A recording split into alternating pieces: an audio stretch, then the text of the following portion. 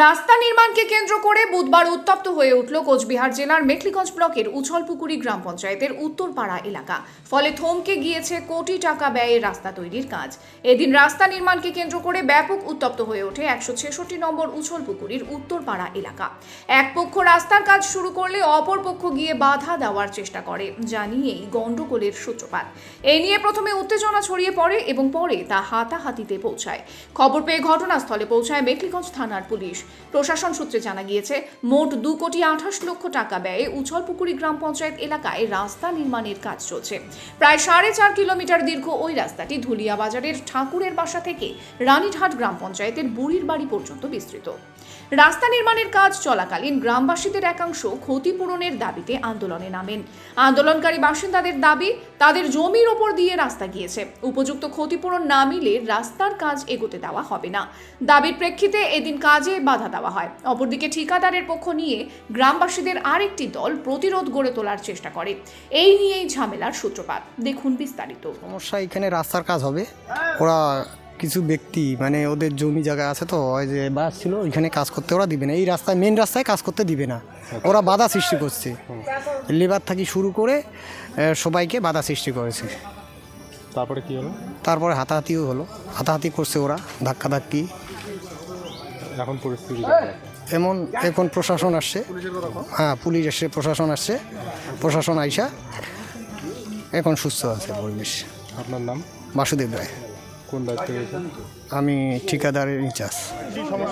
সমস্যা মানে এই রাস্তা নিয়ে না কেসাল, ওই রাস্তা হবে পুরনো রাস্তাতে মাটি ফেলে দিয়েছে না, ওরা কাদা হয়েছে, ওই মানে মাটি ফেলে দেয়, ওরা ক্লেম করেছে। তার মধ্যে সামান্য রাস্তাটা চওড়া হবে, চওড়া করে দিবে না ওরা, মানে এক পাকে কোটেশন আছে ওরা, মানে ওরা কিছুই বুঝে না। এটা নিয়ে ক্লেম করতে আজ তো মনে করো 1 মাস যাবত এটা কেসাল করেছি, ওরা কিছুতে শুনে না। আজ বাধ্য মতো আসার পর কেসাল একটু ভালোই হল, হাতাহাতিও কম বেশি হল, হওয়ার পরে তো বাধ্য মতো প্রশাসনও আসিল, আসার পরে একটু আপাতত অবস্থা স্থিতিশীল আছে। আমার নাম মনীন্দ্রনাথ রায়। বাড়ি এখানে 166। যেমন আমরা যখন রাস্তাটা এই মানে এইটুক জায়গা আমাদের এলাকায় যখন এই রাস্তার কাজ শুরু হয়, ওরা এসে এত হুপজারি করে, অনেক কিছু ভাষা অশ্লীল ভাষা বলে, কিন্তু আমরা কিচ্ছু বলি না।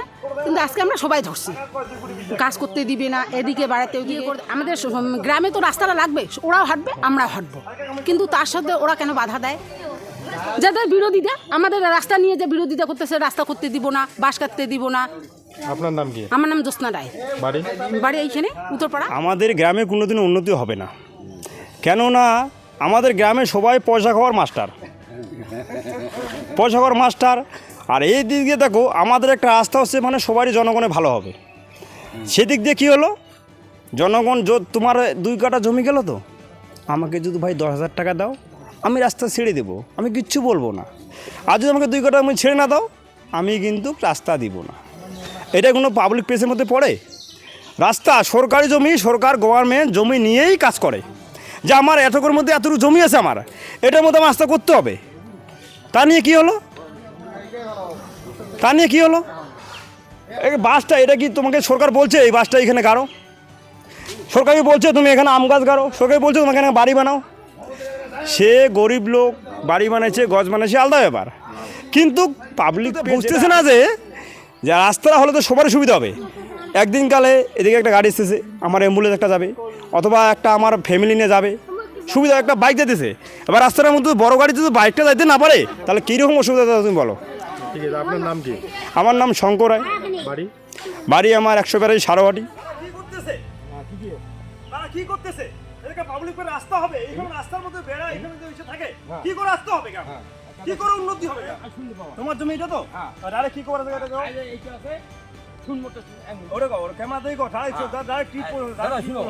এইটা আছে আস্তার সিন, হ্যাঁ, আজ এইটা জিগাটা, হ্যাঁ, আজ জিগা সিন, রাস্তার গাছে না ভুইয়ে গেছে এটা, হ্যাঁ নাকি?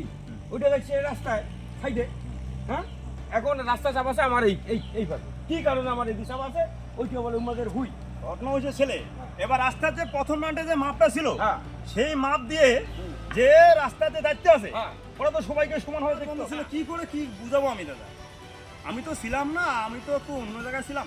2 মাস ধরে এত রাস্তা, এতদিন কাজ কি লাগে নাকি? পয়সার কাজ দাদা, পয়সার কাজ, যত পয়সার কাজ তাড়াতাড়ি হবে। কোনো কাজ হচ্ছে? কোনো কাজ হচ্ছে না।